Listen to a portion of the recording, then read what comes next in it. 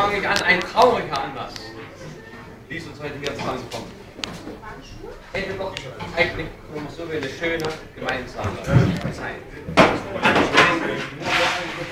Aber ich sage mal, wenn es nicht das ist eigentlich mir 4 Gedanken gestartet. Ein wenig Rückblick, vielleicht auch Ausblick.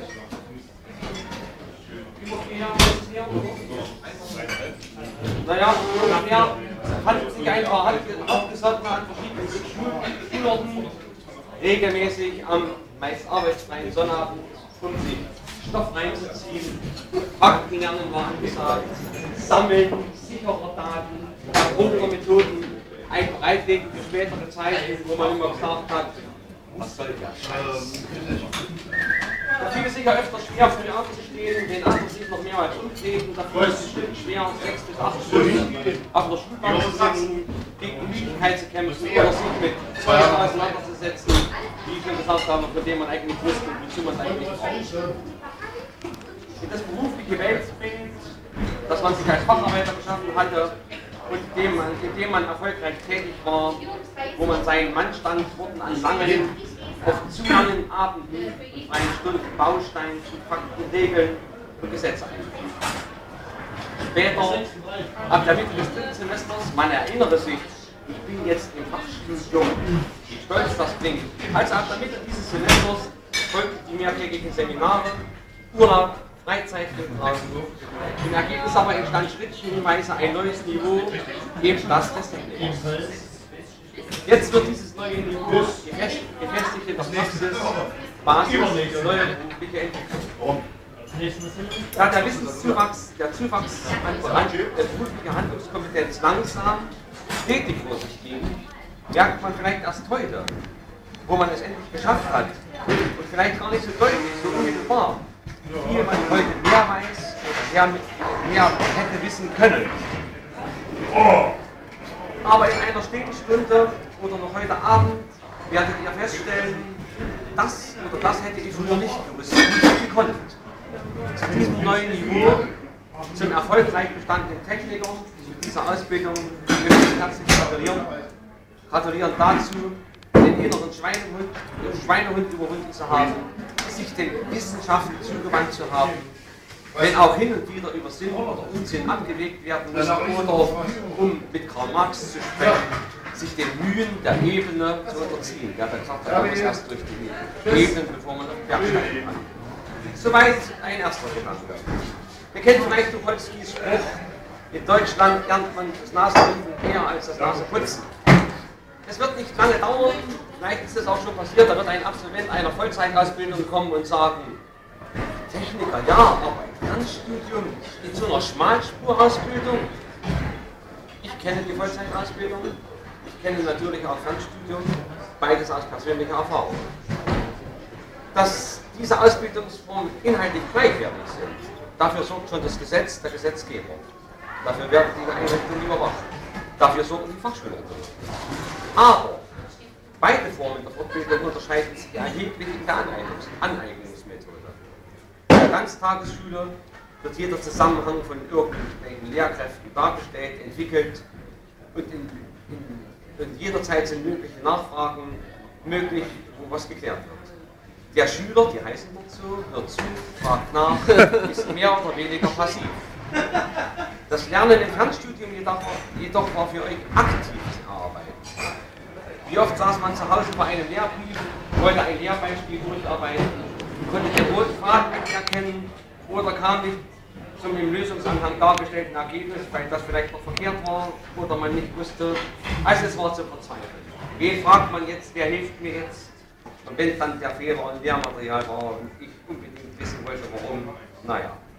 Diese schlimmen Stunden hat man sie hinter sich hinterlassen, diese Methodenschulung, über die wir mal geredet haben, die der Direktstudent selten erleben muss. Und hier liegt ein ungeheurer Vorteil. Ihr seid es jetzt gewohnt, sich mit Literatur rumzuplagen, Fachtexte zu lesen, zu begreifen, mit Fehlern oder fehlenden Angaben umgehen zu können. Das zeugt von Handlungskompetenz. Gerade in kleineren Unternehmen eine hochgeschätzte Eigenschaft. Das macht euch als Experten gegenüber einem Vollzeitschüler methodisch und fachlich überlegen.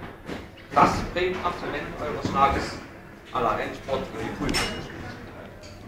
schlechtes oder weniger gutes Lernmaterial, Stoffinhalte, die nicht modern genug erschienen, Dozenten, die nur wenig Unterstützung leisten konnten, Prüfungsstress, auch noch sonntags. All das wird die Zeit vergessen. Was bleibt, ist das Können, ist der Erfolg, ist der Sieg. Der Sieg über sich selbst und andere Götter. Was bleibt, ist die Erinnerung an das Schöne, an den Erfolg, an die gute Truppe, auch an manche Feier im Sturm des Sturms. Meinen dritten Gedanken möchte ich mit einem Gleichnis aus einem Kinderbuch beginnen. Zu sehen ist ein Bild, es zeigt einen Knaben, der in einem riesigen Buch stöbert und seinen Vater. Darunter steht: Sag mein Sohn, was tust du da? Vater, ich studiere. Ach mein Sohn, das kannst du nicht. Vater, ich probiere.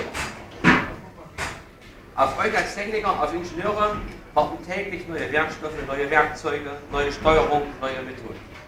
Das erfordert neue Lösungen, das erfordert ständiges Nachdenken, Eifern, neue Fortbildung.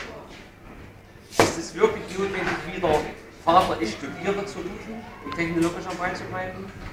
Kann einem da nicht der Traum vom heute habe ich es endlich geschafft vergehen?